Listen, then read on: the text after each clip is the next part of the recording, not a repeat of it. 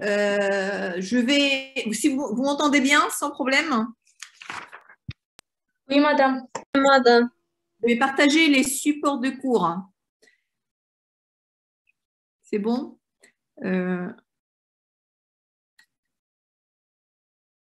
Et on commence. Est-ce que vous voyez mon écran? Oui. Oui. Oui, madame. Oui, madame.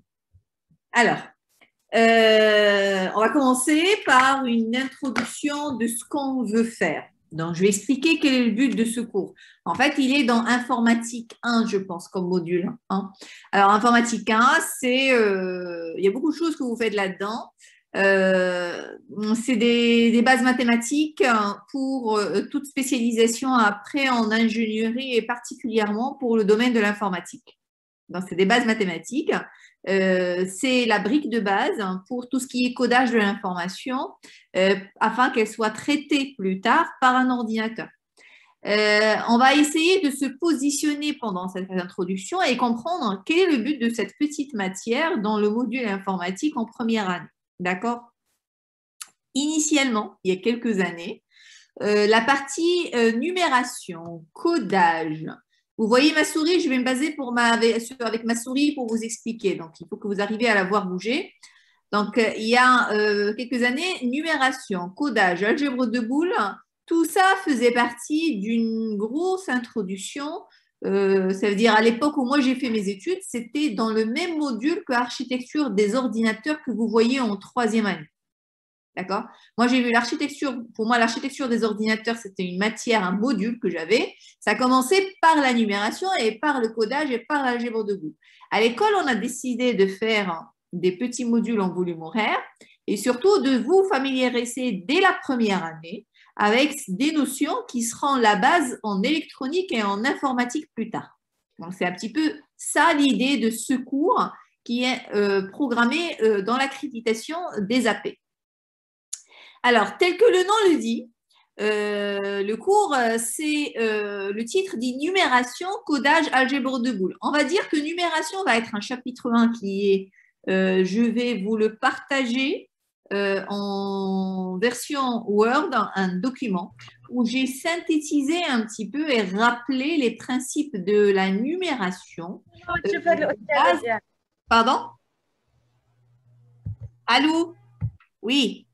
Quelqu'un a parlé? Je vous demande de couper les micros, s'il vous plaît. Les micros doivent être coupés et en cas, vous les activez juste pour poser une question. Je répète. Donc, numération, ça va être le chapitre 1 qui sera rappelé pendant l'introduction, mais surtout, c'est des choses que je suppose prérequis. Il sera partagé en version Word, je le mettrai sur Moodle et je vais vous envoyer un mail après pour vous dire d'aller le chercher parce que je vais vous demander de vous lire un peu en autonomie. Dans ce chapitre, on va parler des bases de numération, les bases de numération, base 2, base hexadécimale, base octale. C'est des choses qui sont vues au lycée et selon les spécialités, des fois, on va même jusqu'au codage dans certaines spécialités de bac. Donc, c'est quelque chose que je suppose du prérequis. Un rappel sera fait aujourd'hui, mais surtout le document de base sera partagé. Alors, le document de base, c'est celui-là, où tout est détaillé et expliqué. Qu'est-ce que c'est les systèmes d'énumération, les numérations décimales, les différentes bases. Donc, on a le décimal, le binaire, l'octal, l'hexadécimal, le cas fractionnaire. On reviendra sur quelque chose aujourd'hui pendant l'introduction, mais ça, c'est à lire. C'est ce que je veux que ça soit du prérequis, d'accord? Comment passer d'une base à une autre, comment faire du transcodage d'une base à une autre. Alors, le système hexadécimal aussi, en quoi il consiste, etc. OK? Donc, je le mettrai sur Moodle. Il ne fait pas beaucoup, il fait 9 pages. C'est à lire et à connaître comme prérequis. Il y aura des exercices en TD basés ceux qui traitent la partie numération pour s'entraîner un petit peu et se rappeler les principes. J'utiliserai l'énumération pour une écriture condensée en codage pour le cours. D'accord? Donc, je reviendrai souvent sur ces principes que j'ai écrits ici sur ce document, dans le but d'avoir une écriture condensée en codage, une écriture condensée en hexadécimal ou une écriture condensée en octal, alors qu'en codage, on utilise du binaire. Donc, chaque fois que je vais revenir sur quelques notions, je vais aller vous les montrer dans le document Word. OK? Donc, ça, c'est le chapitre 1. Chapitre 2 sera le codage. Alors, qu'est-ce que c'est le codage? Le codage, c'est comment l'information est représentée à l'intérieur d'un ordinateur. Ou comment on peut représenter les types d'informations en format binaire. On va voir quelle est l'information, de quelle information on parle, et on va, chapitre 2, qui va prendre un peu de temps, sera comment cette information est codée. On va se dire que l'information, elle est ou bien instruction ou bien donnée, et quand elle est donnée, elle est basée sur du numérique qui est ou bien entier, ou bien signé, ou bien réel, et pour chaque type d'entier, on va voir l'algorithme de codage correspondant pour une représentation en binaire. Alors, pourquoi regarder l'algorithme de codage alors qu'on sait en numération comment passer du décimal au binaire? Je vais donner un exemple. Si je prends la valeur 14, alors 14 le nombre 14 en décimal, est-ce que vous savez l'écrire en binaire? Messieurs, dames, je vous entends. Non, madame. Non. Vous n'avez jamais appris avec 3. Comment il s'écrit en binaire 3? Hein? Aucune idée. Je ne sais pas, madame. Hein? Madame, c'est pas 2 puissance 1 plus 2 puissance 0? 2 puissance 1 plus 2 puissance 0. Est-ce que c'est pas ça? 11 en binaire.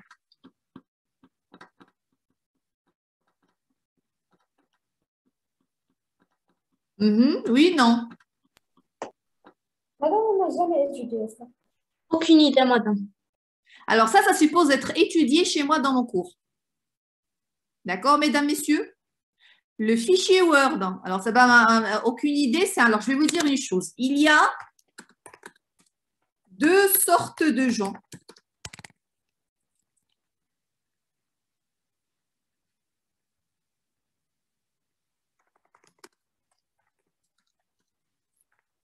D'accord? Il y a 10 sortes de gens. Ceux qui comprennent le binaire et ceux qui ne comprennent pas le binaire. Il y a 10 sortes de gens, ceux qui comprennent le binaire et ceux qui ne comprennent pas le binaire. Alors, le binaire et les conversions binaires. Et la base 2, c'est du prérequis. On en fera du rappel,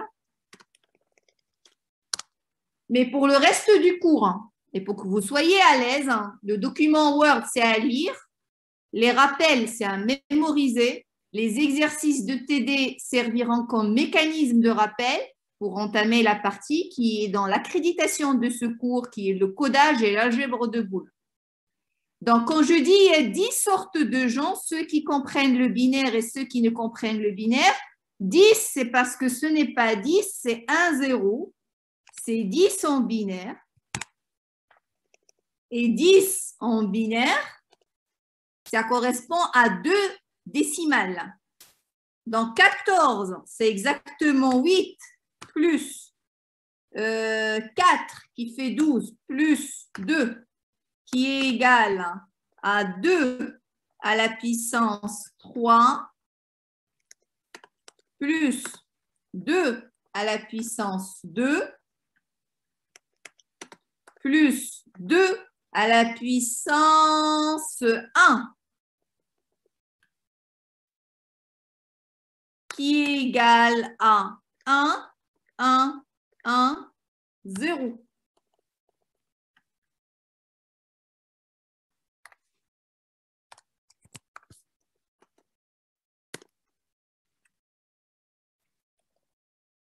En binaire. 14, elle est égale à 8 plus 4 plus 2. Dans 14, si vous les écrivez comme une puissance de 2, comme une addition de puissance de 2, vous avez ces 2 à la puissance 3 plus 2 à la puissance 2 plus 2 à la puissance 1. C'est égal à 1 fois 2 à la puissance 3 plus 1 fois 2 à la puissance 2 plus 1 fois 2 à la puissance 1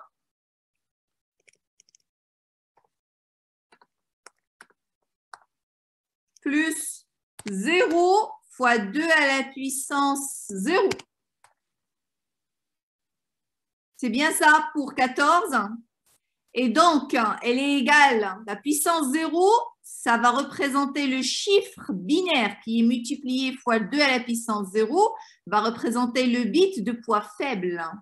Le chiffre binaire qui est multiplié fois 2 à la puissance 1, c'est le bit suivant. Et le dernier, le chiffre binaire qui est multiplié fois 2 à la puissance 3, c'est le bit de poids fort. Donc, comment on passe du décimal au binaire? On fait des divisions successives par 2 et on remonte le reste. 14 divisé par 2 égale 7 comme quotient et reste qui est égal à 0. 7 divisé par 2, il est égal à 3 comme quotient et reste qui est égal à 1. 3 divisé par 2, 3 divisé par 2, il est égal à 1 et le reste, il est égal à 1. Et 1 divisé par 2, il est égal à 0. Avec un reste qui est égal à 1. Donc, 14, j'ai fait des divisions successives par 2 jusqu'à ce que j'ai un quotient qui est nul. C'est un processus qui s'arrête forcément. Et puis, je divise jusqu'à avoir un quotient nul. Et puis, je remonte les restes dans le sens inverse. Donc, finalement, 14, il est égal à 1, 1, 1, 0. C'est bien ça. Vous avez deux méthodes pour passer du décimal au binaire, ou bien vous allez remarquer astucieusement les puissances de 2. Vous allez les écrire, repérer les chiffres binaires, donner le correspondant binaire avec les poids corrects, ou bien vous faites les divisions successives par 2 et puis vous remontez le reste. Surtout, c'est dans ce sens-là. Tout ceci est dans le document Word. Les systèmes binaires, les expressions, les conversions, chaque méthode, elle est détaillée ici. C'est des méthodes qui doivent être et qui doivent devenir chez vous des mécanismes. Dans le cas fractionnaire, comment on fait? Et on va voir les autres systèmes d'énumération. Les radines dans le cours, on va les utiliser الو pour avoir une écriture condensée. السلام عليكم الياس، لاباس عليك؟ الحمد لله، الله يحفظك وانت بخير. ايه انا كاينه وعاد داز عندي داز عندي شي إكرام صدوق.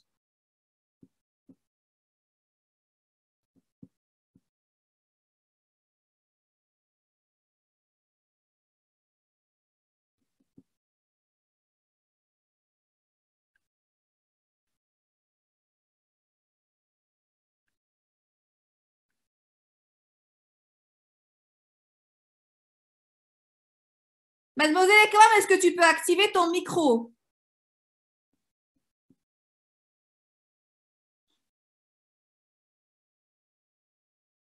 Je t'attends, Mademoiselle Ekram Sadour. Tu peux activer ton micro?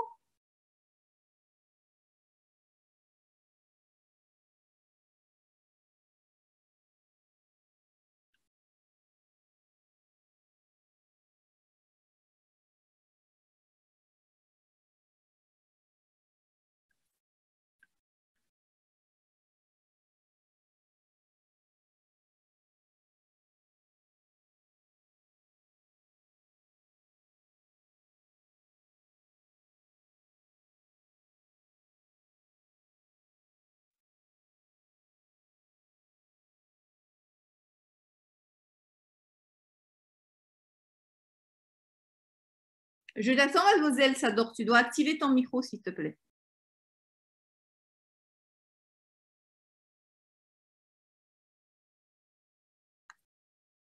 Ok, je ne fais pas cours. Le cours, il est considéré fait. Vous demandez à l'autre section de groupe où on s'est arrêté et je continuerai à partir de là la semaine prochaine. Je m'excuse, madame, oui. Et quand même, Sador, s'il te plaît, tu quittes le cours. Hein. D'accord, madame. Voilà. Tout de suite.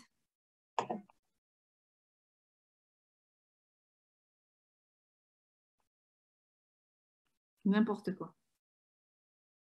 Donc, je reviens sur ce que je disais. La conversion binaire et la conversion décimale, la base binaire, la base hexadécimale, la base octale, ils sont tous détaillés ici dans le fichier .doc. Donc, dans le fichier .doc, d'ici le jeudi prochain, vous devez le lire et vous allez travailler en TD, mais on reviendra à chaque fois, nous, dessus pendant le cours. Est-ce que vous m'avez entendu? Oui, madame. On reviendra à chaque fois sur les différents principes, mais c'est les conversions binaires, décimales. Je répète, c'est du prérequis. Ils sont rappelés et ils seront utilisés à chaque fois. On reviendra dessus. Le document sera mis sur Moodle. Est-ce qu'on est d'accord? Donc, j'avais commencé ça quand vous m'avez dit on ne sait pas écrire 14 en binaire. Donc oui, je vais toujours supposer que vous savez passer du décimal au binaire et du binaire au décimal. Alors, je passe du décimal au binaire. Donc, je vous ai dit des divisions successives par 2 ou bien repérer astucieusement les puissances de 2. Madame, pardon. Oui. Est-ce que vous avez arrêté le partage d'écran? Il n'y a plus le partage d'écran? Non. Non, madame.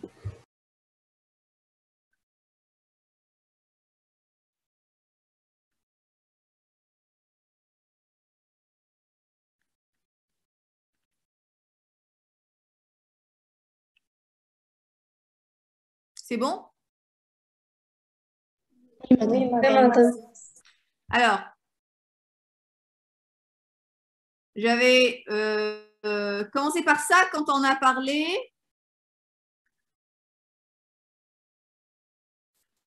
passer du décimal au binaire et des gens m'ont dit non, on n'a jamais vu ça. Oui, c'est considéré vu, c'est à lire le document Word, c'est à travailler dans les exercices de TD et c'est comme ça qu'on passe du décimal au binaire et du binaire au décimal. Il faut s'entraîner et la voir comme un mécanisme acquis. Donc maintenant, on va revenir sur l'introduction du cours. Je mettrai ça ce soir sur Moodle d'ici jeudi prochain. S'il y a des remarques sur le document qui sera partagé, qui est partagé, s'il y a des questions, j'y répondrai. Donc ça, c'est pour la partie numération. Et puis la partie codage. Et c'est là où j'avais commencé à dire, si on regarde bien 14 en base 10, quand on l'écrit 1, 1, 1, 0 en base décimale, on s'intéresse qu'à la valeur absolue. D'accord? On s'est intéressé à la valeur absolue de 14. Quel est le signe de 14, messieurs, dames? Positif. Positif. Est-ce qu'on a écrit en binaire le signe, le fait que le signe est positif? Oui. Non. Non. Ouais, c'est... Comment vous allez écrire moins 14, monsieur, dans ce cas? Dire c'est de 1 dans le premier. Radin Zido, dans le premier quelque chose? Oui. Donc, ce n'est pas 1, ça ne sera pas 1, ça sera autre chose. Mais c'est sûr que là, on n'a que la valeur absolue. Mais il faut prendre en compte l'information que le nombre est positif, le signe. 14, il y a le signe et la valeur absolue. 14,01, il y a le signe, la valeur absolue de la partie entière, la position de la virgule, la partie fractionnaire. Donc, il y a beaucoup plus que juste les chiffres décimaux. D'accord? Donc, le codage, la numération, c'est ça. ce qu'on connaît, ce qu'on sait, base décimale, comment représenter base décimale, base binaire, comment représenter le décimal dans le binaire. Et puis, il y a autre chose qui est le codage, qui est utilisé dans les machines. Le codage, qu'est-ce que c'est? C'est s'intéresser à la valeur absolue. Et autre chose, c'est le signe, la partie fractionnaire, la position de la virgule. Donc, ça sera le chapitre 2. Le chapitre 1 sera partagé. Surtout, on est 5 semaines, donc il faut qu'on fasse vite. C'est à lire d'ici mardi. Et le codage, ça sera le chapitre 2 qui va s'intéresser au codage de l'information. Donc, un exemple. Oui, si vous savez représenter 14 en base 2, comment vous allez représenter moins 14? Vous devez le représenter pas avec un petit signe qui représente moins parce qu'il n'y a pas ça dans la machine. Dans la machine, il n'y a que des 0 et des 1. Donc, il faut trouver le moyen avec des 0 et des 1 pour représenter moins 14. D'accord? Alors, une fois qu'on a fini de coder, on va coder quoi? On va coder de l'information. Donc, on va coder une image, on va coder du son, on va coder un texte, on va coder une phrase, on va coder des nombres. Et une fois qu'on a fini de les coder, le traitement, il faut faire le traitement de l'information. Alors, on code l'information, on fait le traitement de l'information. On fait le traitement d'information avec des circuits électroniques qui permettent de faire le traitement de l'information. Alors, les circuits électroniques, un processeur, c'est un circuit électronique qui est grand, gigantesque, qui fait beaucoup de fonctions et qui permet de faire le traitement de l'information. D'accord? C'est un circuit électronique. Un additionneur, c'est aussi un circuit électronique qui permet de faire l'addition, un additionneur que vous avez à l'intérieur de vos machines. Pour réaliser et comprendre les circuits électroniques qui sont à l'intérieur de l'ordinateur qui permettent de faire le traitement de l'information, on aura besoin de l'algèbre de Boole. C'est une algèbre de fonctions booléennes qui est astucieusement faite, qui permet de synthétiser des circuits booléennes, logiques ou séquentiels pour le traitement de l'information. Par exemple, il permet de synthétiser des circuits pour mémoriser un bit ou 2 bits ou un mot de 8 bits. D'accord? Donc, ce que j'ai dit ici dans l'introduction, c'est ce que je représente dans ce slide. Donc, le but, si vous voulez, c'est la représentation interne des informations. Quand je dis interne, c'est-à-dire à l'intérieur de la machine. Plutôt, on va dire qu'on aura besoin de la numération, ça veut dire tout ce qui est les bases de numération, surtout la base 2, pour pouvoir faire du codage. On va coder quoi? On va coder les informations, une image, un texte, des nombres, 12, comment il est représenté à l'intérieur de la machine. Une image, comment il est codé en binaire. Moins 500, je ne sais pas quoi, comment il est codé en binaire. Une fois l'information elle est codée, il n'a besoin de circuits pour pouvoir faire le traitement de l'information. Alors, les circuits logiques, c'est des calculs. Ils font des calculs. Ils font de l'addition, de la soustraction, de l'inversion, de l'incrémentation, des diviseurs de fréquences. Ce sont des circuits logiques. On les appelle aussi des circuits booléens. Cette partie en jaune, vous allez la voir en électronique numérique en 3e année.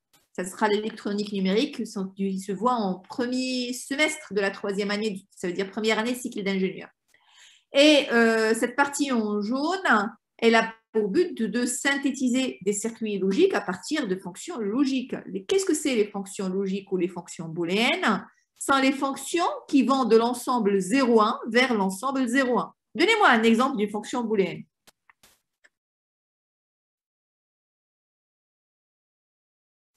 Les fonctions booléennes sont les fonctions qui vont de 0,1 vers 0,1. Donnez-moi un exemple d'une fonction booléenne.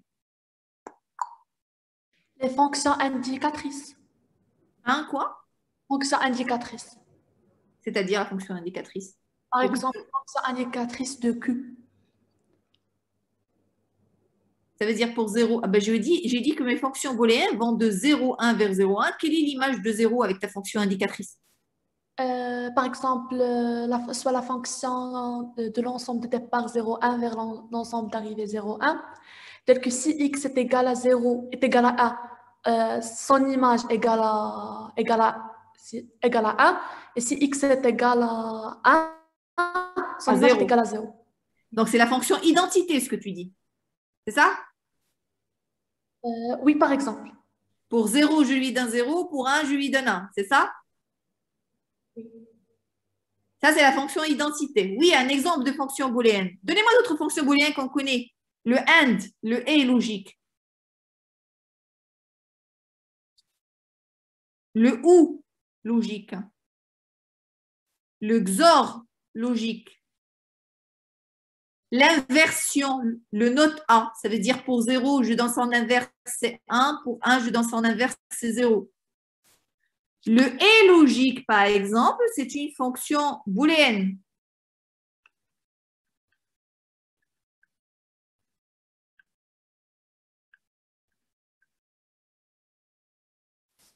La fonction AND. La fonction AND, elle a une table de vérité. Alors, on va dire, il y aura 0, donc il y aura 4, 2 colonnes, 4 lignes.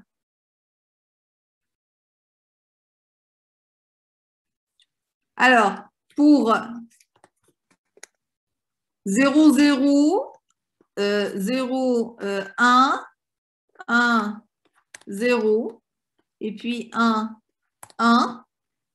Quelle est l'image avec la fonction AND? C'est une fonction à deux variables de l'ensemble 0, 1 au carré vers l'ensemble 0, 1.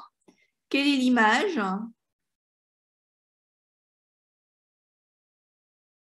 Vous m'écoutez? Quelle est l'image de 0, 0? 0. Oui, de 0, 0, c'est 0.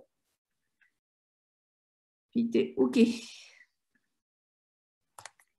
Ici, c'est 0. Ici, c'est 0.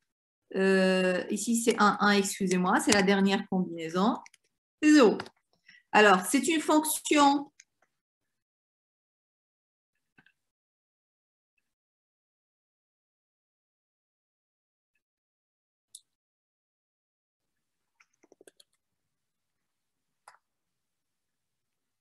V, on va dire. Alors, c'est la variable qui a deux variables A, B. Et la fonction, c'est f de A, virgule B.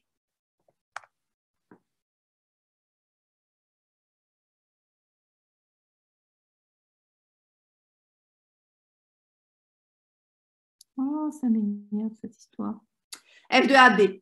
Donc, c'est une fonction booléenne à deux variables A, B. C'est une fonction AND. Donc, il y aura la fonction O, la fonction XOR, la fonction NOT. C'est les fonctions booléennes les plus connues. Et qu'est-ce que c'est les fonctions booléennes qui vont de l'ensemble 0,01 vers l'ensemble 0, 1. Donc, l'ensemble 0, 1, la puissance n.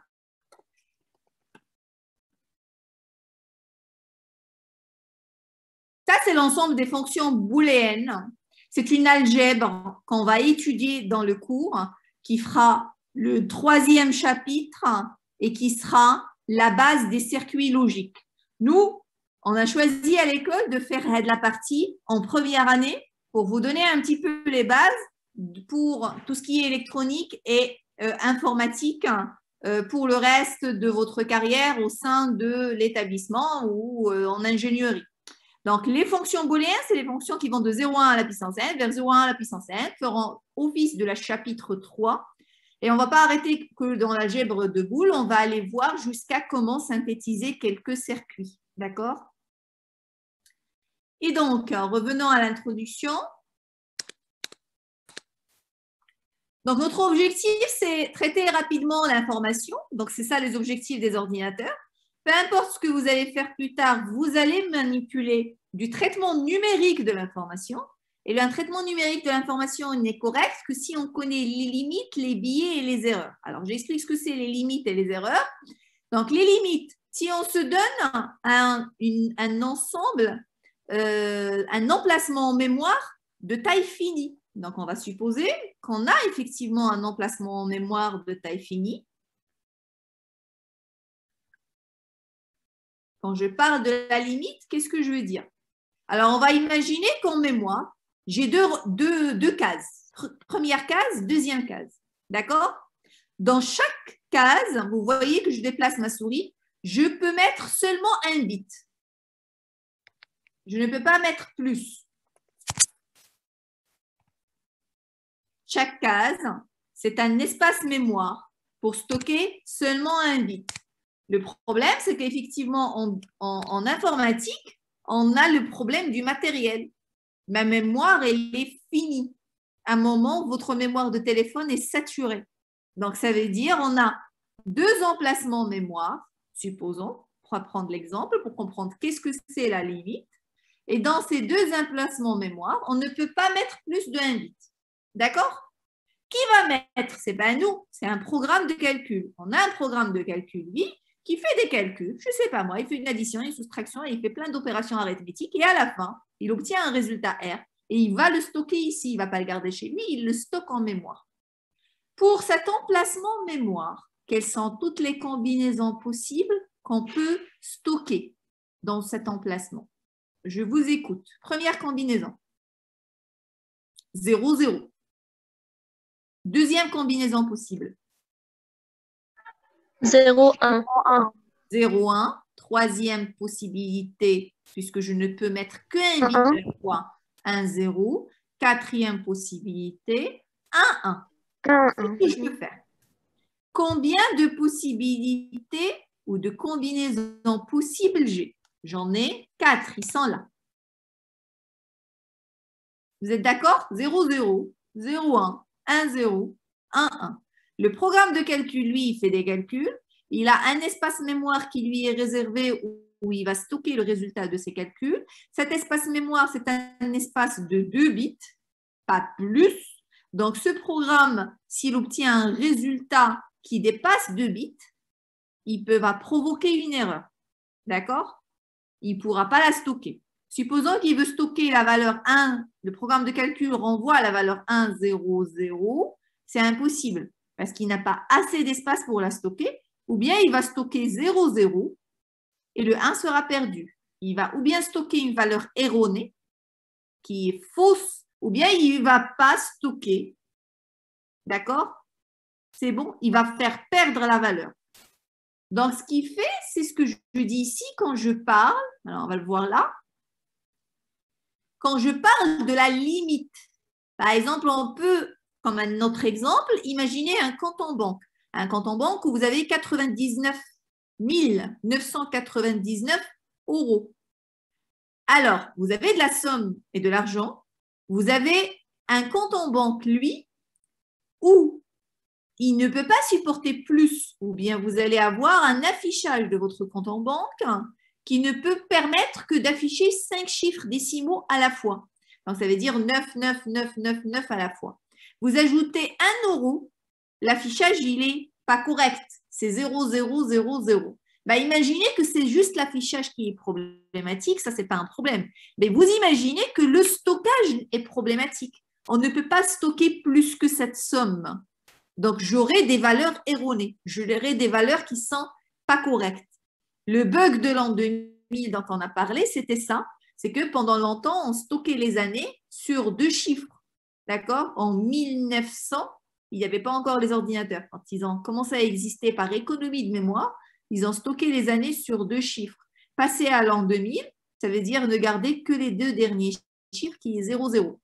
Et donc, ceci cause beaucoup de problèmes quand vous allez commencer à faire vos propres programmes et vous programmer. Les limites, c'est là où il y a les erreurs et là où il y a les bugs.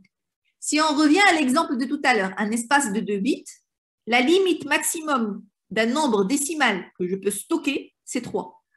Au-delà, je ne peux pas. Je ne peux pas stocker 4, je ne peux pas stocker plus. Si je veux stocker un nombre qui est plus grand, j'aurai des erreurs. Donc, il faut savoir comprendre les erreurs quand je veux accéder à un espace mémoire qui est limité. Et puis, les biais, on va voir que pour les nombres réels, il y a la notion de biaiser l'espace des exposants pour manipuler comme des entiers. Donc, les biais, ce que ça veut dire, comment un biais est choisi, il représente la précision d'une machine. On le verra dans la partie des floats. D'accord?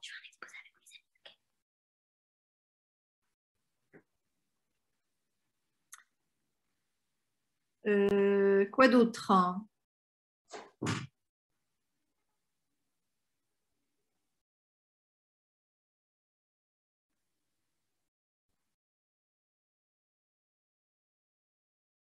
Je vais vous demander.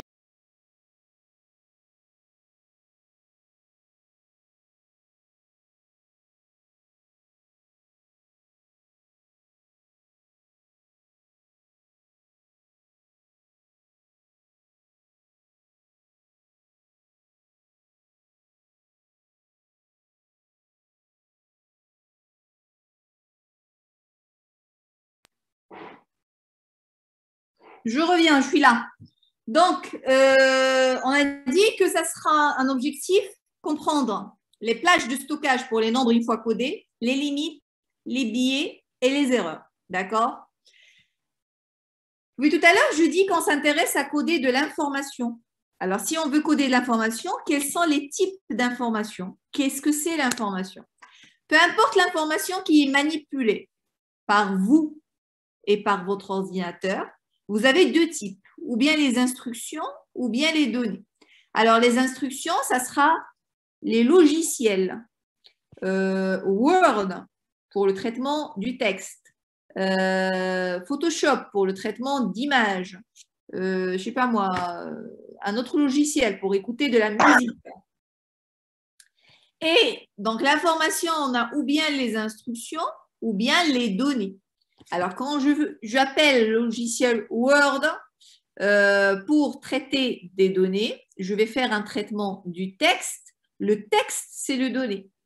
Une photo, vos photos, c'est des données. D'accord? Peu importe la donnée que vous coupez les micros, peu importe la donnée que vous manipulez, elle est ou bien des caractères, d'accord? Ou bien du numérique. Les caractères pour le texte, le numérique, ce sont les nombres, mais c'est aussi une image. La base du codage d'une image, c'est une matrice où il y a des pixels. Chaque pixel, c'est une seule couleur que peut distinguer l'œil. Et chaque couleur, c'est une combinaison ou un mélange de dosage en flow, ça veut dire en nombre réel, des nombres ou des couleurs primaires, des couleurs de base. Donc, une image, une fois codée en machine, elle est codée en nombre, en numérique, d'accord, qui sont des réels. Le son que vous entendez, c'est une fonction qui donne pour chaque réel un nombre de décimales. C'est aussi une image, d'accord, et un codage que lui, il est entier, et qui, pas entier, il est float, il est réel, et donc il est basé sur du numérique. Une vidéo, c'est pareil. Donc, ça veut dire à ce stade-là, en première année, on va dire tout type de données sont ou bien caractères ou bien numériques. Quand c'est des nombres, ils sont ou bien entiers ou bien réels, et quand ils sont entiers, ils sont ou bien signés ou bien non signés.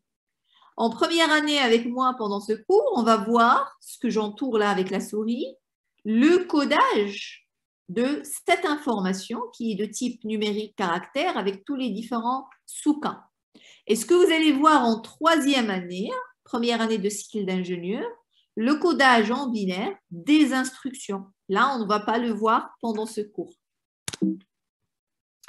Alors, donc l'objectif de maîtriser tout ça, c'est de faire des programmes sur éviter les explosions, par exemple, qu'il y a eu dans Ariane 5, qui a été dû au fait que l'ordinateur a manipulé des nombres qui dépassent la capacité autorisée pour les valeurs. Donc, effectivement, oui, quand je veux manipuler un programme, vous faites un programme en C ou dans n'importe quel autre langage, vous demandez à manipuler des variables, c'est la base, il faut déclarer vos variables pour pouvoir travailler. Vous déclarez des variables en format entier, des variables entières, vous voulez stocker 3, 4, 5 dans cette variable, il n'y a pas de souci, mais à partir de certaines valeurs trop grandes, trop petites, vous n'êtes plus autorisé. Ça veut dire que vous avez dépassé la capacité autorisée de stockage. si on prend l'exemple de tout à l'heure pour comprendre un exemple de un espace de stockage de 2 bits, ben, je peux stocker 0, 1, 2, 3, parce que 3 s'écrit sur 2 bits. Je ne peux pas stocker 4 et je ne peux pas stocker moins 1. Parce que moins 1, il me faut plus de bits pour l'écrire, étant donné qu'il y a le signe moins, et on va voir comment le coder. Donc, chaque espace de stockage a une valeur maximale et une valeur minimale. Et dès qu'on va commencer le codage, on va pour chaque type de données dire quelle est la valeur maximale, quelle est la valeur minimale. Au-delà, au plus petit, ça va causer des erreurs et ça peut causer des problèmes dans les programmes embarqués, par exemple sur les fusées ou des programmes d'électroménager, etc. Donc, des programmes sûrs, c'est maîtriser ce qui se passe dans les limites des plages de valeur. Quand je dis les plages de valeur, c'est l'espace qui est autorisé. Alors, pour faire du codage, ben, on code les informations à l'intérieur de l'ordinateur. Donc, ça veut dire on veut savoir comment l'information est représentée à l'intérieur de la machine. Quels sont les chiffres qui sont autorisés à l'intérieur d'une machine? Quels sont les nombres? Je vous écoute. 0 et 1. On a 0 et 1. Très bien. Qu'est-ce qui représente pour vous physiquement le 0 et 1? Parce qu'à l'intérieur de la machine, on va parler un peu ici hardware et physique. C'est quoi le 0, c'est quoi le 1? Le 0 quand le courant ne passe pas et le 1 Très quand bien. le courant passe. Alors, le 0, c'est absence du courant. Et le 1, c'est présence du courant. Donc, effectivement, à l'intérieur, le codage, il est basé sur du binaire. D'accord? Toute information à l'intérieur des machines est basée sur le binaire. C'est présence ou absence du courant. Alors, comment on aurait pu physiquement représenter ça? On aurait pu, pour le nombre binaire 1, 1, 0, mettre 3 robinets. Le premier robinet, le deuxième robinet, le troisième robinet. Le premier robinet 1, il est ouvert, il laisse couler de l'eau. Le deuxième laisse couler de l'eau. Le troisième, fermé. D'accord? On met 3 robinets. Le premier ouvert, le deuxième ouvert, le troisième fermé. On va voir que le premier robinet, il y a l'eau qui coule. Dans le deuxième, il y a l'eau qui coule. Dans le troisième, il n'y a pas l'eau qui coule. Donc, on saura lire que l'eau, il est dans l'état passant. Donc, c'est 1. Le deuxième, il est dans l'état passant parce que l'eau, il coule, c'est 1. Le troisième, il est dans l'état bloquant parce qu'il n'y a pas de l'eau qui coule, c'est 0. Voilà la correspondance entre 0 et 1, ou vrai et faux, etc. Et quelque chose de physique. On aurait pu utiliser le robinet. Le problème, c'est que moi, pas utiliser le robinet. On va modéliser ça par des circuits électroniques qui sont là. Qu'est-ce que c'est ce circuit électronique? C'est un transistor. Un transistor, c'est la brique de base. C'est l'élément qui permet, l'élément physique, qui est fait avec du matériel avec un matériau semi-conducteur, avec un matériel semi-conducteur, pour représenter le 0 et 1. Il a la même fonctionnalité, si vous voulez, que le petit schéma que je vous ai dit ou la petite modélisation en robinet, sauf qu'il n'est pas en robinet, mais c'est plutôt un circuit électronique avec une arrivée de courant et avec un brin de commande, c'est le B. Le brin de commande, il peut avoir la variable, c'est un signal, c'est une variable qui peut booléenne, qui a la valeur 0 et 1. Si B il est égal à 0, le courant, il ne va pas passer, il va être bloqué. Si B il est égal à 1, le courant, il va passer. C'est du silicium dont je parle ici. Et ce silicium, il est immense. On va le laisser conducteur et on va ajouter des résidus pour le laisser bloqué. Donc, il y a un signal qui va bloquer le passage du courant. Donc, ça veut dire, avec un transistor comme ça, j'ai ou bien l'état bloquant, le courant I ne passe pas, ou bien l'état passant, le courant I passe. L'état bloquant, un transistor bloquant, c'est un 0. Un transistor passant, c'est un 1. Donc, le codage, il est basé sur du binaire. Et le binaire, physiquement, à l'intérieur de la machine, c'est un assemblage de transistors.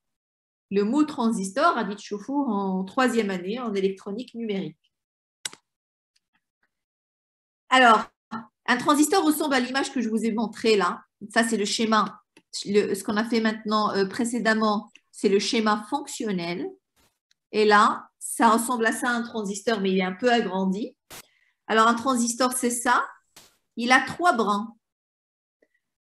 3 tiges, si vous voulez, qui vont transporter le signal. Une entrée, une sortie, et une qui est la commande. Wesh radit relief l'état passant, l'état bloquant. L'état bloquant, c'est un 0, l'état passant, c'est un 1. Donc, les transistors sont la base des microprocesseurs, c'est la base de l'électronique numérique. Si l'électronique numérique et les microprocesseurs, c'est la base de ce qui est à l'intérieur d'un ordinateur qui permettent de faire le traitement de l'information. Et vous faites des programmes pour le traitement d'information. Si on souhaite mémoriser un nombre, une image ou des nombres comme 2 et 3, il faut d'abord savoir écrire 2, 3, plus 3, moins 14, plus 14, uniquement avec des 0 et des 1. Une fois l'info uniquement avec des 0 et des 1, on va pouvoir utiliser du matériel pour les représenter à l'intérieur de notre machine. On sait d'abord le matériel pour représenter 0 et 1, comment il fait. Donc, il faut trouver le moyen de passer de l'information chez l'humain vers des 0 et des 1. Alors, le codage, lui, c'est étude de ce moyen, étudier le moyen qui permet de mémoriser dans l'ordinateur toutes sortes de nombres et plus généralement, toutes sortes d'informations. De la partie toutes sortes d'informations, vous allez la voir en 3e année de cycle d'ingénieur, traitement d'images, comment il est fait, comment les images sont représentées en binaire, etc. Et c'est à base de nombres. Donc, c'est savoir ou le moyen de représenter les nombres, les caractères en binaire.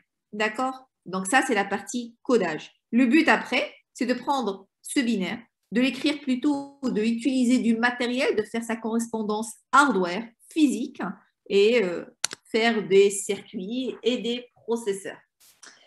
Alors, pour la partie codage, il faut le chapitre 1 qui est la numération. Comme j'ai dit, le support de cours sera posé sur modèle.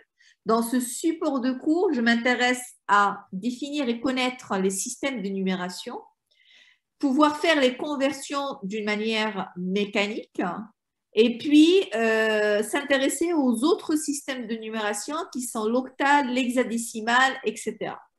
Donc, on va faire un petit rappel que j'aurai besoin maintenant. J'ai dit à chaque fois que j'aurai besoin, je reviendrai sur le document.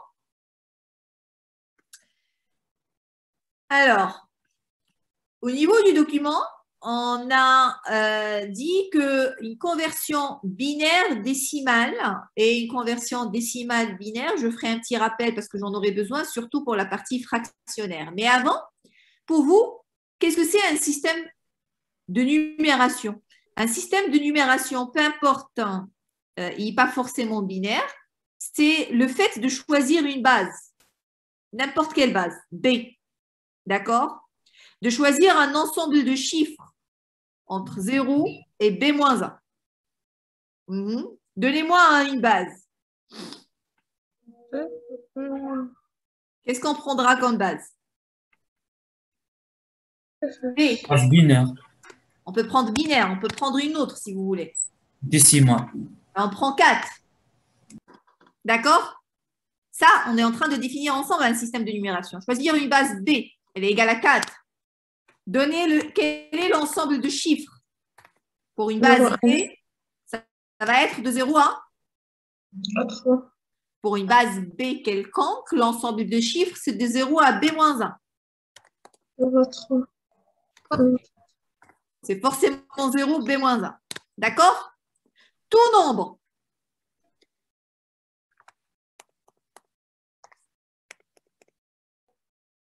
Tout nombre, il a une écriture unique dans cette base qui est la base 4. D'accord? Une écriture unique qui est une addition de chiffres fois la puissance de la base. Alors, 12, comment il va s'écrire dans la base 4? 4 fois 4, c'est 16. On est un peu plus grand. Donc, on a 8. Plus 4. C'est 4 fois 2. Plus 4, ça donne 12. Donc, ça donne ceci, ça va donner 2 fois 4 à la puissance 1 plus. plus, alors ça va donner 1 fois 4, alors on a dit plus 4, ça va donner plutôt plus 4, non. 1 fois 4 à la puissance. 2 fois 4, là. c'est 8. 8, c'est ça? 4. 3 fois 4. 3 fois 4, c'est 12, excusez-moi, c'est 3 fois 4. 3 fois 4. C'est un mauvais exemple. Alors, on va prendre 12 plus 4. Plus 4, ça vous donne combien? 12 plus 3. On va prendre, par exemple, Voilà. oui, on va prendre 15. Alors, 15, c'est 3 fois 4 à la puissance 1 plus 3. plus 3 fois 4 à la puissance 0. Alors, 15, c'est bien 3 fois 4 à la puissance 1 plus 3 fois 4 à la puissance 0. 15 en base 4, il a une écriture unique qui est égale à 3, 3. 15 en base 10, c'est 33 en base 4 et il a une écriture unique en base 4. Alors, le système de numération défini par la base 4, il a un ensemble de chiffres qui va de 0, 1, 2, 3. On définit la base. La base nous fixe l'ensemble des chiffres.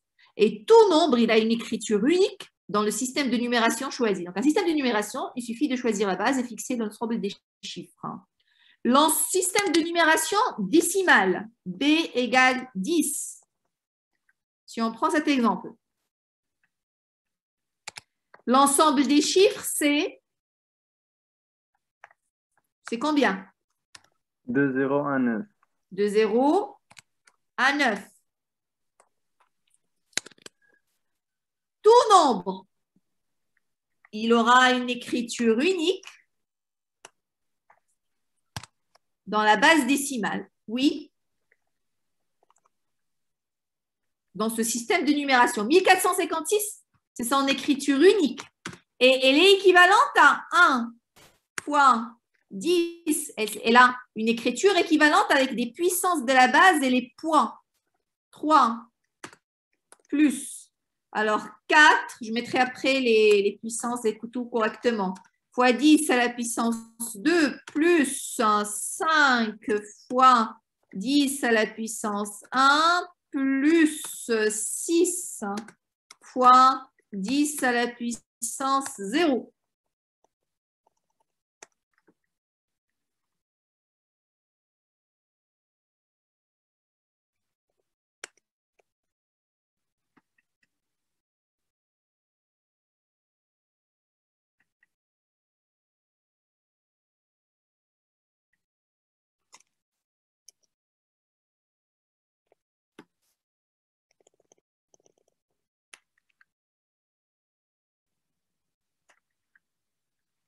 Madame, Oui, monsieur.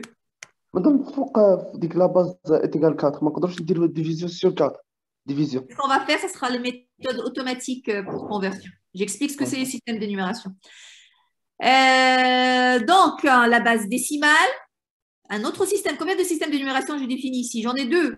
Celui de base 4, celui de base 10. Enfin, ça peut être celui de base 3. Le chiffre, c'est de 0 à 2. Celui de base binaire, 2. Les chiffres, c'est de 0 à 1. Combien de systèmes de numération on peut avoir? Une infinité. On définit la base, les chiffres s'imposent. Tout nombre, il a une écriture unique dans cette base qui correspond à une addition des points qui sont les chiffres fois les puissances de la base. Donc 1456, c'est 1 fois 10 à la puissance 3, puis 6 fois 10 à la puissance 0 jusqu'à la fin. D'accord? Dans ce document aussi, on va plutôt parler du binaire. Alors, ce binaire, effectivement, c'est la base 2. C'est de choisir la base 2, l'ensemble des chiffres 0, 1. Alors, tout nombre, lui, il est équivalent à la valeur décimale qui correspond aux différents bits fois les puissances de 2. C'est à lire le document calmement et tranquillement et me dire s'il y a quelque chose qui n'est pas clair. Maintenant, comment passer du décimal au binaire ou du décimal vers une autre base? Alors, on va parler, par exemple, écrire le nombre, on a dit 15. 15 en base 4. Alors, on l'a fait ici. On a essayé de repérer rapidement les puissances de 4. Alors, d'une manière mécanique, c'est des divisions successives par la base, puis remonter le reste. On l'a fait tout à l'heure. On l'a fait, je l'ai dit, hein, pour la base 2. Je n'ai pas écrit quelque part.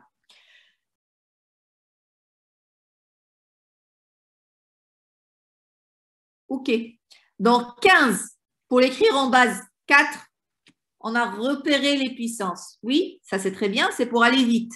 Mais sinon, 15, d'une manière automatique, division successive par 4 et remonter le reste. Si je divise par 4, ça donne quoi 15 divisé par 4? Ça donne 3. Ça donne un reste qui est égal à combien? Ça donne un reste qui est égal à 12. Ça donne un reste qui est égal à 3. Je prends le reste 3, je les divise par 4, ça va donner 0. Et ça donne un reste, c'est un mauvais exemple, ça, c'est pas grave, ça donne un reste qui est égal à 3. Donc, finalement, c'est 3, 3, le nombre correspondant en base 4. C'est ce qu'on avait trouvé avec les puissances successives par 2. Vous avez Hedshi qui est résumé ici, comment passer du décimal au binaire. On effectue une suite de divisions successives du nombre par la base et on remonte le reste. Donc, par exemple, si je veux 14 en base 2, je divise par 2. Le quotient encore par 2. Le quotient encore par 2. Jusqu'à ce que j'ai un quotient qui est nul. Les différents restes, je les remonte du haut en bas. Le dernier reste voit le bit de poids fort. Donc, 14, c'est bien 1, 1, 1, 0. C'est ce qui lui correspond ou son écriture en binaire. D'accord? Ce que je veux, c'est le cas fractionnaire. Alors, supposons qu'on prend 14,8125.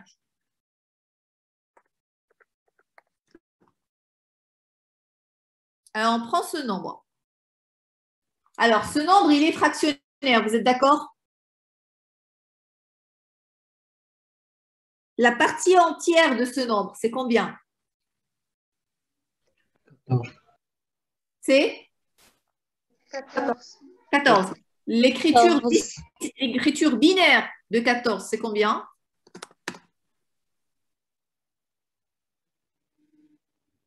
On vient de la faire, elle est combien? 1, 1, 1, 0. 1, 1, 1, 0. Très bien. Virgule. La partie fractionnaire, c'est combien? 0,8125. Comment on écrit en binaire la partie fractionnaire?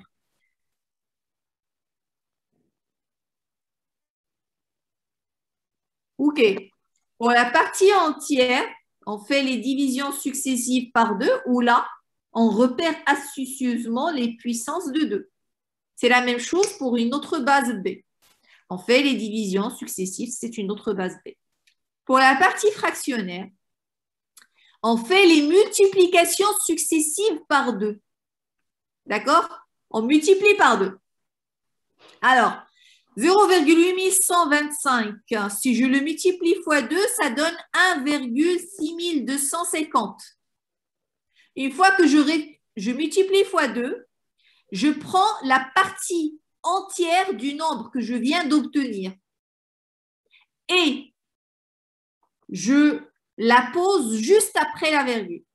Ça sera le dixième et puis le centième, le millième. Je prends le 1, la partie entière, et je garde la partie fractionnaire, 0,6250. Je vais encore la multiplier par 2. Ça va donner 1,250.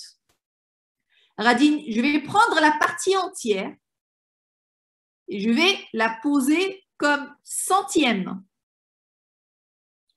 Puis je reviens. Je prends la partie fractionnaire maintenant. 0,250. Je la multiplie par 2. Ça donne 0,50. Je prends la partie entière. La partie entière. 0. 0. 0. Je l'écris. Ça va donner le millième. La partie fractionnaire. 0,50. Je la multiplie fois 2. Ça va donner 1. La partie entière. C'est 1. La partie fractionnaire. 0, on arrête. D'accord?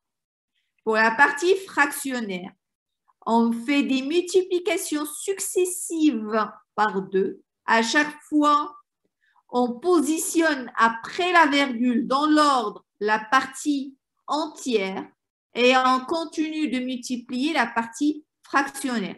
Elle dit la démonstration. En fait, c'est 0,8125. Ça donne x 2, 1,6250. Si je le divise par 2, j'ai l'ombre. Donc, l'égalité, elle est correcte. Donc, il est égal à 1 sur 2 plus la partie fractionnaire sur 2. Le processus, je vais trouver que c'est 1 sur 2. 1 sur 2 au carré. Donc, plutôt, c'est 2 à la puissance moins 1 plus 2 à la puissance moins 2 plus 2 à la puissance moins 3 plus 2 à la puissance moins 4. On sait qu'un nombre réel, 2 à la puissance moins 1, c'est les dixièmes, les millièmes, les centièmes, les millièmes et les 10 millièmes. Donc, on les positionne dans ce sens. Et ça, c'est la méthode mécanique. Ça veut dire par des multiplications successives pour la partie fractionnaire et par des divisions successives pour la partie entière.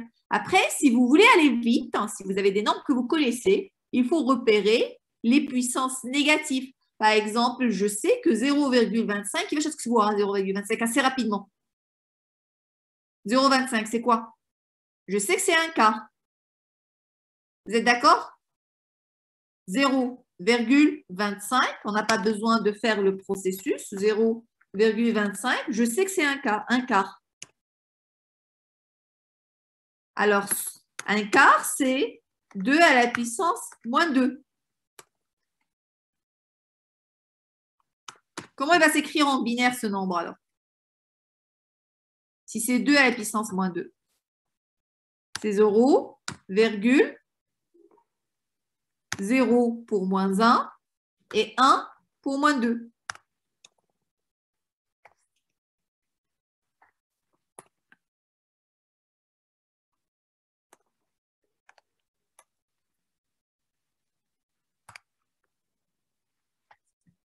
« 0,25, ce nombre en décimale, oui, bah, je vais multiplier par 2, ça va donner 0,50. Ah, ou 0, 50. Je vais multiplier 0,50 par 2, ça va donner 1,0. Ah, ou 1, je n'ai plus de partie fractionnaire, j'arrête. Mais vous pouvez aller vite. Vous pouvez repérer tout de suite que 0,25, c'est un quart. Puisque c'est un quart, c'est un 2 à la puissance moins 2. Et la puissance moins 2, elle se positionne le centième. Ça veut dire que c'est 0 fois 2 à la puissance moins 1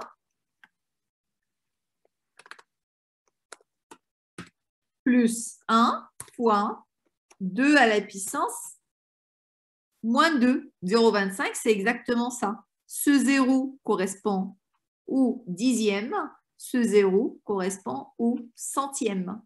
Donc, la partie fractionnaire, comment passer d'un nombre fractionnaire en binaire? Mais je suis juste en train de représenter que la valeur absolue. Je m'intéresse qu'à la valeur absolue, sa partie entière, sa partie fractionnaire. Maintenant, je vais vous poser une question. Bah, il y a une virgule. Comment, à votre avis, on pourra représenter la virgule en machine?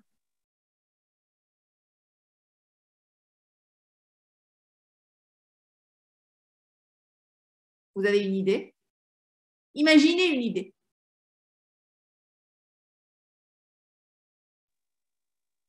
Comment on pourra représenter le signe négatif en machine? Moins 14 plus 14. Yalla.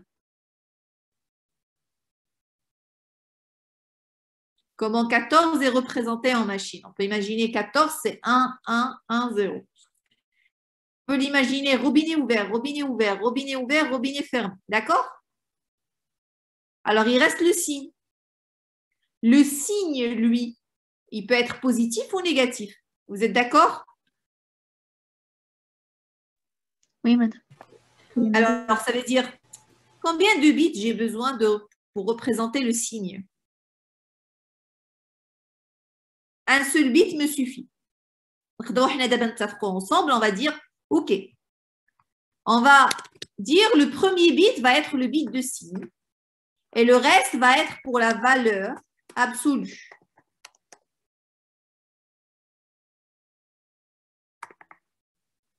D'accord?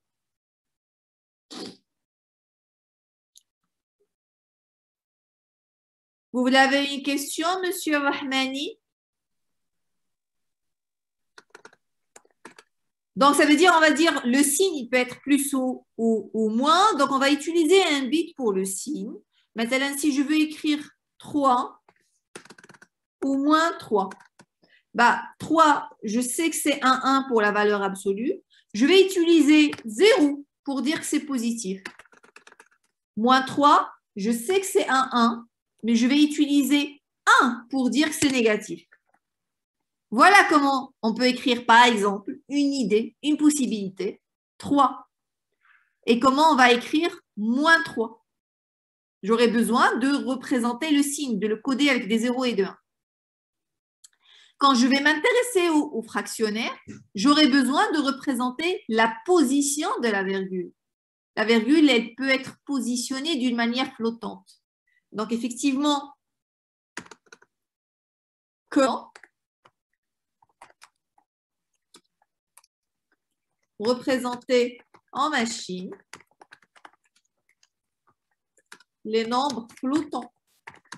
Les nombres flottants ou les nombres réels? C'est une bonne question auquel on va répondre pendant le chapitre des flottants. D'accord? Donc, ce que je veux dire ici, c'est que quand je vous dis 14,825, c'est la valeur absolue de la partie fractionnaire. C'est la valeur absolue de la partie fractionnaire. C'est la valeur absolue de la partie entière. Mais je n'ai codé que les valeurs absolues de ces deux parties. Je n'ai pas codé la position de la virgule. Je n'ai pas codé le signe de ce nombre. Donc, j'ai fait qu'une représentation binaire de la partie fractionnaire et de la partie réelle. Je répète, juste une représentation binaire et non pas coder toute l'information qu'il y a dans la donnée 14,8125. J'ai fait que la représentation binaire de partie fractionnaire et entière. Je n'ai pas codé tout ce qu'il y a comme information dans la donnée 14,8125. Il y a un peu de vocabulaire d'informaticien que je suis en train d'utiliser et de vous habituer. D'accord? Donc, on revient. Dans le chapitre là que je vous demande de lire pour mardi en détail pour jeudi, il y aura la partie fractionnaire qui est traitée, c'est ce que je vous ai expliqué. La précision fractionnaire, à quel moment il faut s'arrêter si le processus ne s'arrête pas. Vous aurez à faire des exercices sur ça. Et puis, il y a la partie octale, hexadécimale et binaire. Alors, le binaire, c'est quand B égale 2. J'ai dit on peut avoir une infinité de systèmes de numération. L'octale quand B égale 8, l'hexadécimal quand B égale 16. Les chiffres pour le binaire, c'est les plus connus. Et c'est ce qu'on va utiliser dans le cours. On ne fait pas de la base 8 en informatique. Mais pourtant, on va utiliser la base 8 pour une écriture condensée. Alors, je répète, on va l'utiliser pour une écriture condensée. D'accord? On va utiliser de la base hexadécimale pour une écriture condensée. Ça c'est juste pour ça. Donc, pour la base binaire, on a les chiffres 0 à 1. Pour la base octale, on aura les chiffres de 0 à 7. Jusque-là, c'est bon. Vous m'arrêtez si ça ne va pas. Pour la base hexadécimale, on a les chiffres de 0 à 16. Alors, oui, à partir de 9, pour ne pas s'embrouiller et utiliser 10 qui correspond à 0 et 1, on va utiliser les lettres. Pour les bases qui sont beaucoup plus grandes que 16, de la base 245, par exemple. Ça se passe exactement de la même manière. On utilise les chiffres, puis les lettres jusqu'à Z, puis on va utiliser 2 lettres, ça veut dire AA, AB, AC, AZ, puis on va passer à BA, BB, et etc. Ça a été le consensus pour représenter les chiffres dans une base donnée, puisqu'on a une infinité de chiffres. D'accord? Avec ce processus-là, une infinité de bases. Avec ce processus-là, on peut représenter pour n'importe quelle base tous les chiffres de 0 à B-1. C'est ce qui nous intéresse, binaire, octal, hexadécimal. Alors, le transcodage, c'est le fait de passer d'une représentation d'un nombre exprimé dans une base à une autre base. On a fait du transcodage aujourd'hui. J'ai rappelé quelques transcodages qui sont avec le document.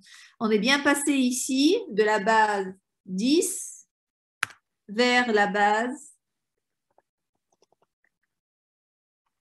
binaire. D'accord? On est passé ici de la base, on n'a pas écrit, de la base décimale, par exemple.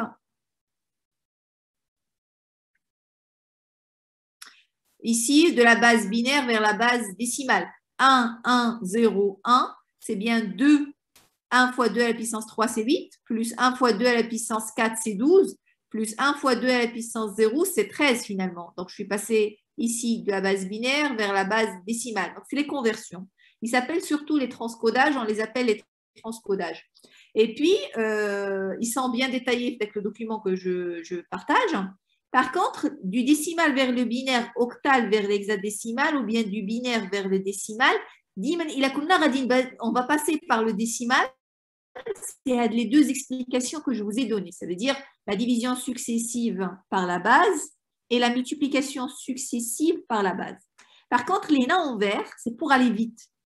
C'est quelque chose que je vais utiliser souvent dans le cours pour aller vite, si vous voulez.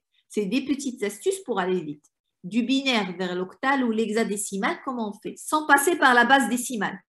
C'est du décimal vers le binaire. Comment tu écris 14, comment tu écris 3 en base 2, tu vas écrire 1, 1. Du décimal vers le binaire. Du décimal vers l'octal. Ça y est, c'est des divisions successives par 8. Du décimal vers l'hexadécimal. Division successive par 16. Très bien, on beaucoup les exercices. Du binaire vers le décimal, ou là de l'hexadécimal vers le décimal, ou de l'octal vers le décimal, ça me l'équation. Et donc, on va s'entraîner. Mais des fois, j'aurai besoin d'aller vite. On va regarder ensemble.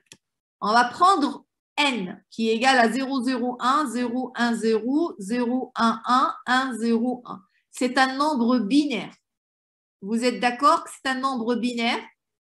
Il est écrit en combien de bits?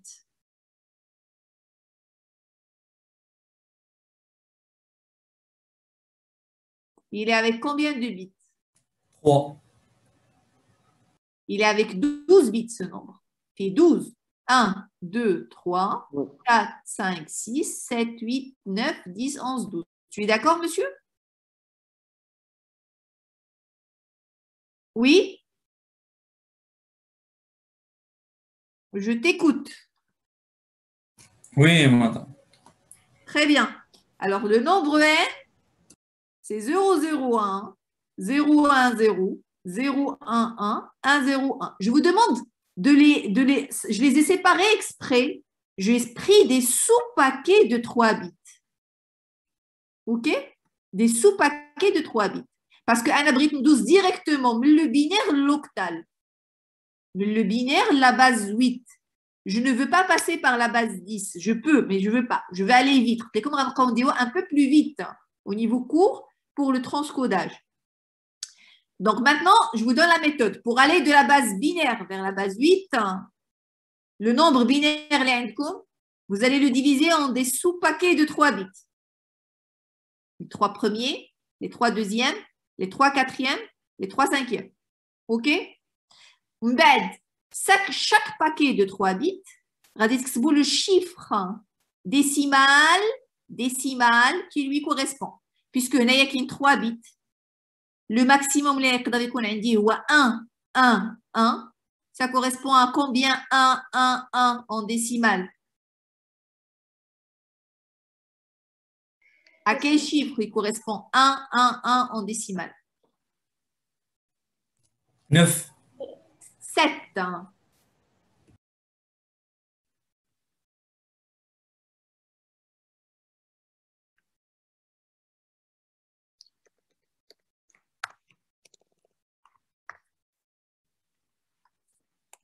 1, 1, 1, c'est bien. Le premier 1 fois 2 à la puissance combien? 2. 2 à la puissance 2.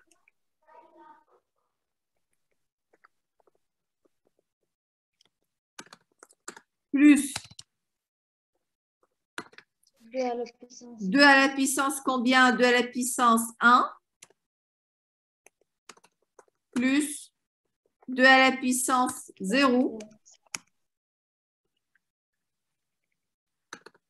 Qui est égal 4, 5, 6, 7. Vous êtes d'accord?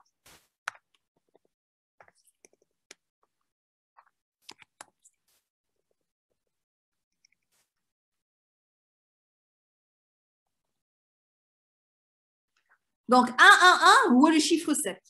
D'accord? Où est le plus grand que je peux avoir sur 3 bits? Si on revient ici, j'ai dit, vous prenez le nombre binaire, vous le divisez en des sous-paquets de 3 bits. Chaque paquet de 3 bits, c'est 1, 1, 1. Le plus grand chiffre décimal que je peux avoir, finalement, c'est 7.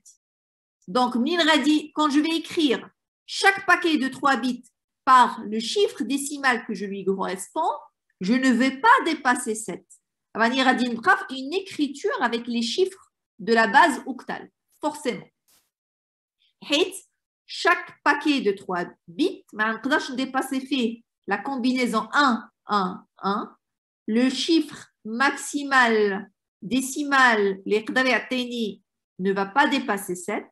Donc, une division de sous-paquet de 3, ou la conversion vers les chiffres décimales, forcément, je n'aurai que des chiffres qui sont tolérés la base 8. Ça veut dire qu'Ameline sera 8 moins 1, sera 7.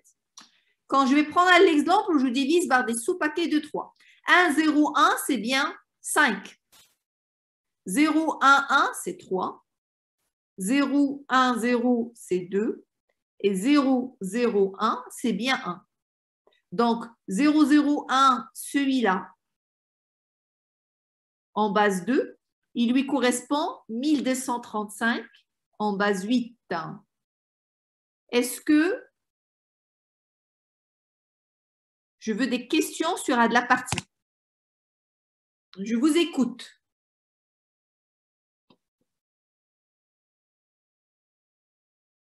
Alors, si c'est bon, je vais vous donner tout de suite un nombre binaire.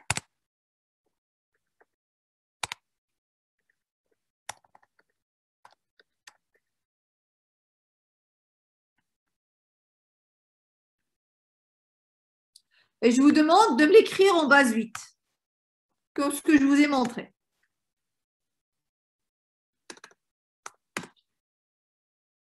Très bien. On commence par quoi? Par les diviser en paquets de 3. En paquet de?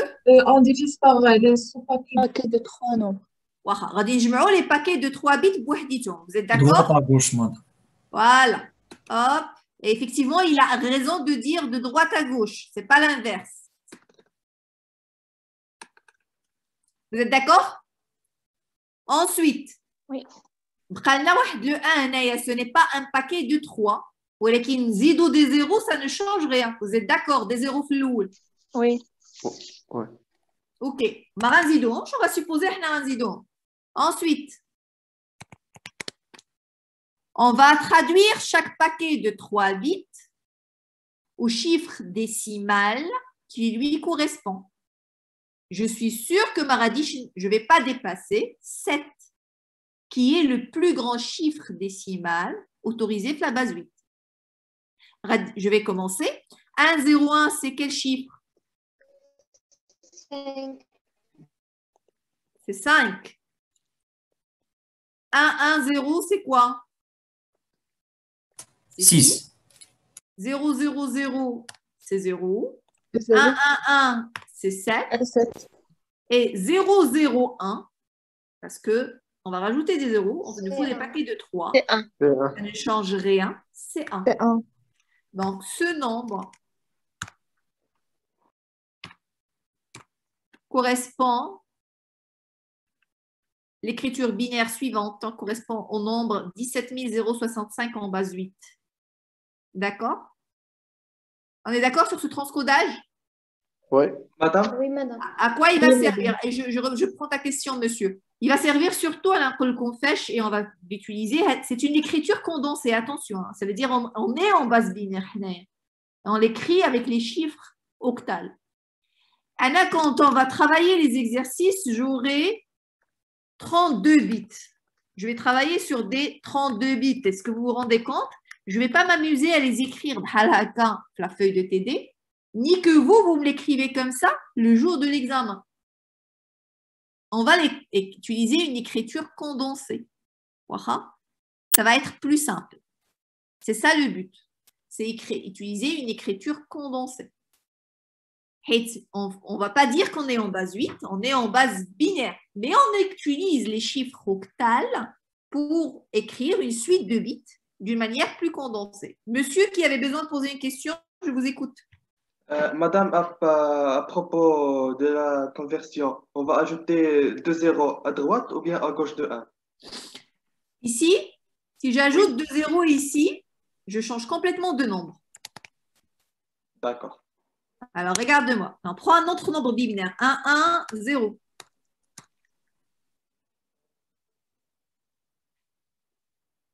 Ce nombre binaire, il est en base 2. Il est égal à 1 fois 2 à la puissance 2 plus 1 fois 2 à la puissance 1 plus 0 fois 2 à la puissance 0.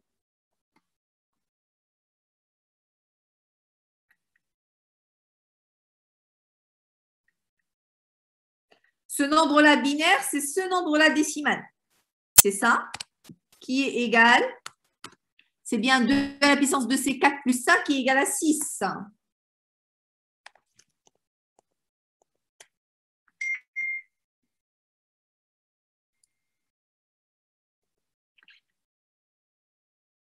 Qui est égal à 6 en base 10. Vous êtes d'accord? 1, 1, Oui. 0. Il est égal à 6 en base 10. D'abord, la brique nous dit des zéros ici. Vous êtes d'accord? Tu es d'accord avec moi, monsieur? Si j'ajoute des zéros ici, je change le poids des premiers bits et ce n'est plus le même nombre. Alors, les zéros, on peut les ajouter sans problème. Les bits de poids fort. Mais n'hésite autant que tu veux. Ça ne va rien changer. Tu vas ajouter ici 0 fois 2 à la puissance i. La somme, je ne sais pas comment l'écrire là sur, je suis désolée. On va dire la somme, tu vas ajouter la somme de 2 à la puissance i, il n'y a pas de problème. Tu es d'accord ici? Oui, je suis d'accord. Merci. Ah, voilà, donc on ne veut pas changer le nombre. Non, nous on s'intéresse à ce nombre binaire. On veut son écriture octale, il faut passer par des sous-paquets de 3. Le bit, les rebrachayot, c'est 1. Mais 1, c'est la même chose que 001. OK? Et c'est comme ça qu'on va avoir le binaire vers l'octal. Je reviens pour finir ici et s'arrêter là. Le binaire vers l'hexadécimal. On va prendre ce nombre. 1, 1, 1, 0, 0. Oui. Ah, attends. Oui, c'est ça. On va prendre ce nombre n. Alors, c'est 0, 0, 1, 0, 1, 0, 0, 1, 1, 1, 0, 1. Ouais, le nombre, 1, 0, 1, 1, 1, 0, 0, 1, 0, 1. Le nombre, c'est le même que celui-là. Vous êtes d'accord? Ouais, le nombre, n. OK? Pour l'écrire en hexadécimal, directement du binaire, on ne va pas prendre des paquets de 3, on va prendre des paquets de 4. OK? Pourquoi des paquets de 4? Parce que le plus grand chiffre hexadécimal, il est égal à combien le plus grand chiffre en base 16? 15. 15. Il est égal à 15, c'est pas je crois, il est égal à 15, c'est 16 moins 1. 15, il a besoin de combien de bits pour être écrit en binaire?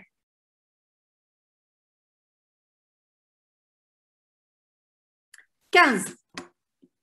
Il y a 8 plus 4, alors c'est 12.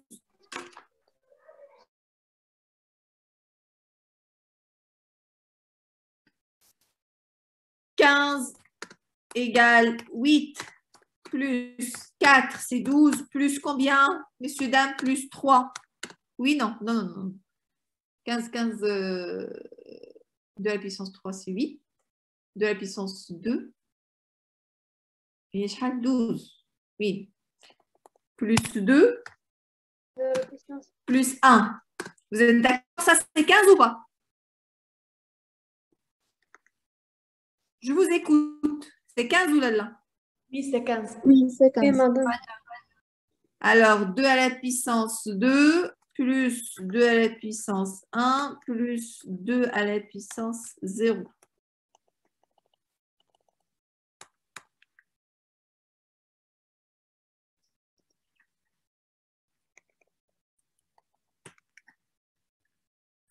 Alors, 15, c'est 8 plus 4 plus 2 plus 1. C'est bien 2 à la puissance 3 plus 2 à la puissance 2 plus 2 à la puissance 1 plus 2 à la puissance 0. Vous êtes d'accord? Oui, madame. C'est bien Oui, madame. 1, 1, 1, 1 en binaire.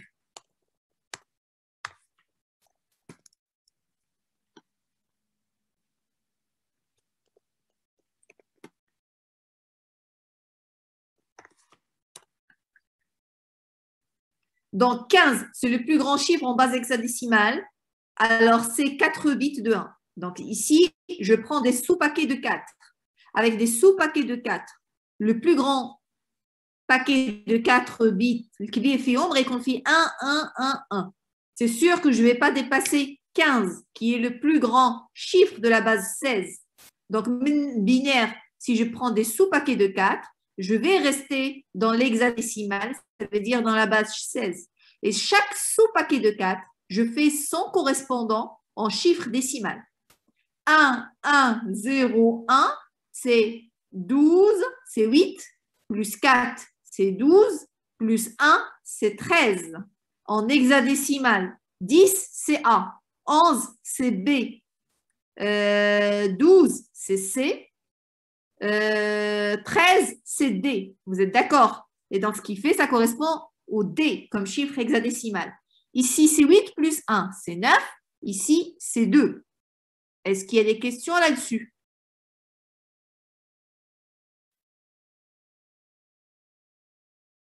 Alors, si ce n'est pas le cas, je prends un exemple. Madame, Oui.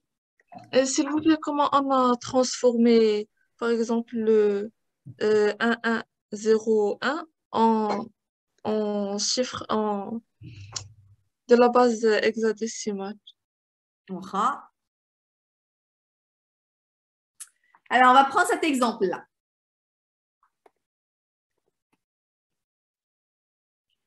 Pour le transformer en base hexadécimale, Bachran Bdawa Mademoiselle a dit qui a posé la question. Il faut commencer par quoi? On divise cette série On regroupe par des sous-paquets de 4 bits, c'est ça? Oui, L'ouel. Il reste un paquet de 3 bits. On a le droit d'ajouter un 0. On est d'accord? oui. Très bien. Oui, madame. Le premier paquet, ou à 0, 0, 1, 0, 0. Il correspond à quel chiffre, mademoiselle?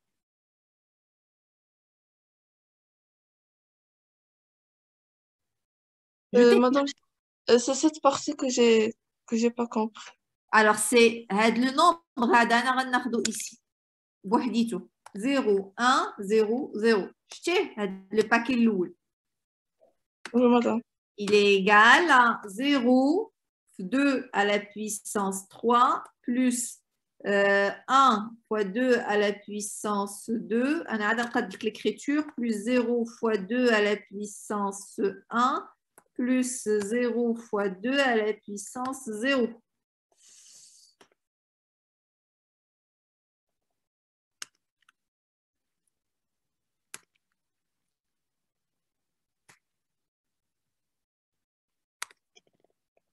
Est-ce qu'il est égal à ça? Tu peux faire tes calculs et me dire oui ou non? Ce pas des calculs. Le nombre là en binaire, l'équivalent, d'accord? Je dois forcément l'écrire de cette manière-là. Il correspond à quoi ce nombre? Il correspond à 4, où le reste c'est des zéros. Donc il est égal. correspond à 12. Hein? Il correspond à 12. Il correspond à 4. Pourquoi 12? 8 fois 0, c'est 0. Plus 4, c'est 4. Plus Oui, j'ai oublié les zéros.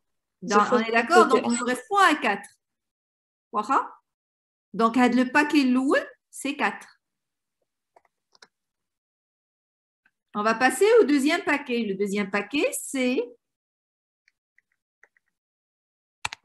celui-là. Il est égal à 1. Il correspond à combien comme chiffre, madame? C'est bien tout à l'heure. Je t'écoute.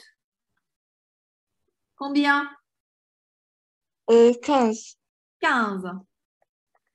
Ok, 15. À partir de 10, comme ça tout à l'heure, à partir de 9. On utilise les lettres. À partir de 10, on utilise les lettres. A, B, C, D, E, F, tel Z si tu veux. A, B, A, C, وتنكملوا tel A, Z. تنعاودوا B, A, B, B. Mais c'est des bases qui ne sont pas utilisées. On est la base. D'abord, on ne va pas dépasser la base hexadécimale parce que de toute façon, elle indique 4 paquets. Donc, 10, c'est A. 11, c'est B. 12, c'est C. 13, c'est D. D'accord? 14, c'est E. Et 15, c'est F. Pourquoi? Au lieu d'utiliser 1 et 5, les autres chiffres, nous utilisons des symboles. Les symboles qui ont été conventionnellement choisis, ce sont les lettres. Donc, le paquet, c'est F en hexadécimal. Parce qu'en hexadécimal, il y a les chiffres 0,9 ou les lettres al F. Est-ce que c'est clair maintenant? Oui, madame, merci. Et donc, 1101 ou un hada qui est là, c'est bien 8 plus 4 qui est égal à 12 plus 1 qui est égal à 13. Et 13, c'est le D. Et donc, ce nombre binaire, on utilise les chiffres hexadécimaux pour une écriture condensée. Voilà, quand on utilise les chiffres hexadécimaux, les chiffres octaux, on a une écriture plus petite qui je vais plus utiliser dans les planches de TD que l'écriture décimale. Donc, on va arrêter là. Ce que je vous demande, je vais mettre sur modèle la partie énumération, les cams là en détail. C'est niveau lycée, il faut la lire correctement. Je ne pense pas que vous allez avoir des soucis. Toute question, vous me la posez jeudi prochain, ça veut dire d'ici pour jeudi, ce qu'on me crée comme il faut. Après, il y a des mécaniques, on va s'entraîner, fait HUF le TD, donc c'est à voir en TD. Il y aura toute une planche de TD lourd, dans les exercices lourds, ils vont utiliser les numérations, conversion binaire, décimale, octale, etc. Il y a comme les méthodes mécaniques à connaître avec le fichier. Et nous, on commencera le codage à partir de la semaine prochaine. D'accord? Je vais partager également ce qu'on a fait, ça veut dire les slides et le fichier doc. Et à partir de lundi, je vous mettrai les TD sur la plateforme modèle, des emails les délégués chez Almokom. si vous voulez travailler les exercices en avance. Ok, messieurs, dames, si vous n'avez plus de questions, on va arrêter là. Est-ce qu'il y a des questions?